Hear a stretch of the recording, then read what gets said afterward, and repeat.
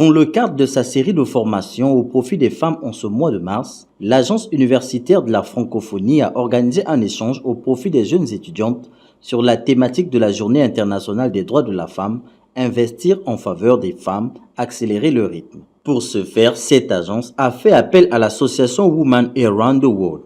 À en croire les panélistes, la femme congolaise devrait capitaliser sur ses compétences afin de s'investir pour son épanouissement, à l'image de ces jeunes étudiantes venues appréhender les techniques de base en vue de se départir d'une vie confuse et sans enjeu.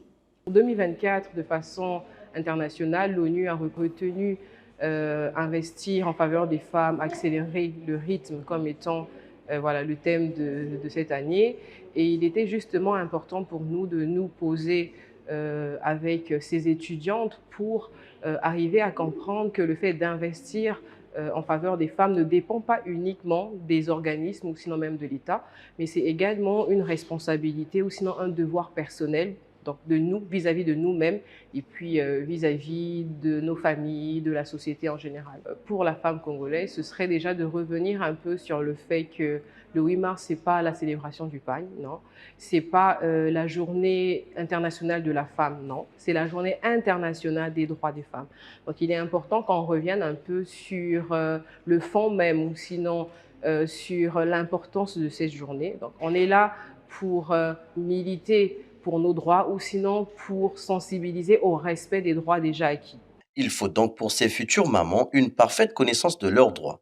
Les droits humains, une autre thématique qui a meublé les échanges animés par l'association Women Around the World, en français Femmes autour du monde. Et nous avons parlé de l'importance en fait des femmes qui prennent conscience en fait de l'objet du 8 mars, il faut dire. Parce que pour de nombreuses personnes, il s'agit simplement de porter un pagne, d'aller se divertir avec des amis. Mais il fallait rappeler dans un premier temps que le 8 mars est en réalité la journée internationale des droits de la femme.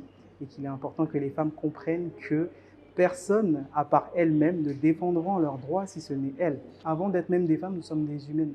Donc ça veut dire qu'en tant qu'être humain, nous avons le droit à la vie, premièrement. Nous avons le droit à la liberté.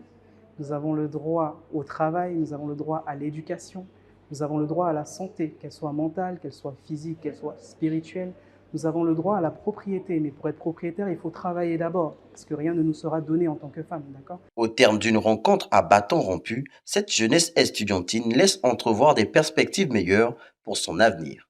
Donc investir en faveur des femmes, c'est une conférence qui m'a vraiment beaucoup aidée et en ce qui concerne les droits que les femmes doivent avoir, doivent reconnaître en tant qu'être humain doté d'une capacité intellectuelle. Ça m'a vraiment aidé en tant que femme d'avoir de l'estime en soi, d'avoir vraiment de la confiance pour pouvoir contribuer au développement du Congo.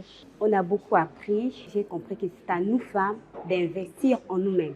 Ce n'est pas quelqu'un d'autre qui le fera à notre place, mais c'est à nous d'abord de s'engager, de savoir ce qu'on veut et se fixer des objectifs. Ça a été très agréable parce qu'on a reçu en plus. Le thème a été très touchant, surtout sur l'investissement, comment investir plutôt sur soi. Cette rencontre aux allures du coaching intervient dans la foulée de la commémoration de la Journée internationale des droits des femmes. La journée du 8 mars, souvent limitée au port du pagne par certaines femmes par manque d'éclairage, un équivoque à lever.